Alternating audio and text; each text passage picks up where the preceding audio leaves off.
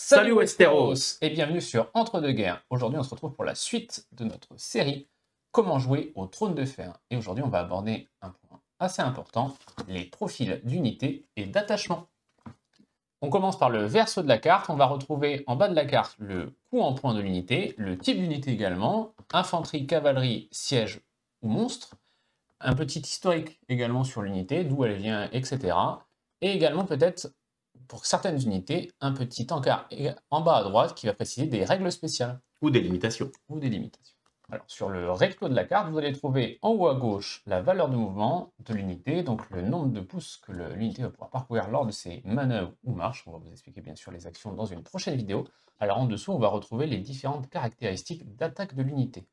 Vous allez retrouver les petites attaques au corps à corps qui seront représentées par des épées et les attaques en distance qui seront représentées par un arc. Vous avez également à côté de l'arc une petite flèche ou deux petites flèches qui vont vous indiquer si l'attaque peut être à courte portée ou à longue portée. Sur les valeurs d'attaque, vous allez retrouver trois valeurs différentes qui correspondent en fait au nombre de dés que vous allez lancer en fonction au nombre de rangs que vous avez. Si vous avez 3 rangs, vous allez lancer une telle valeur d'attaque, 7, 5, 4 par exemple pour la plupart des unités d'infanterie. Pour la cavalerie ou pour les monstres, le nombre de valeurs de dés peut être un peu moins important puisque forcément ces unités ont moins de rangs que l'infanterie. Sur les profils d'attaque, vous allez retrouver aussi à gauche la valeur de dés, donc 3+, 4+, 5+, ou 6+, selon l'attaque.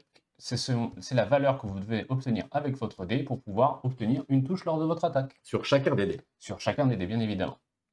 Et du coup, en dessous, on a l'armure représentée par un petit bouclier. Et bien, une fois qu'on a subi une attaque, combien il faut faire pour se protéger, pour annuler l'attaque? 5+, ça veut dire qu'à chaque fois qu'on va faire 5 ou plus, on annule une attaque. Et à côté, le drapeau, c'est le moral.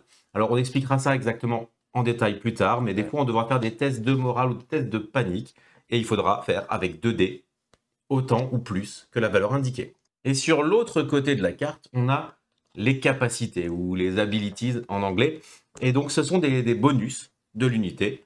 Et si on a un attachement, on va venir le mettre au-dessus pour rajouter des capacités. Alors, un attachement doit avoir évidemment le même type. On ne peut pas mettre un attachement infanterie dans une cavalerie ou inversement.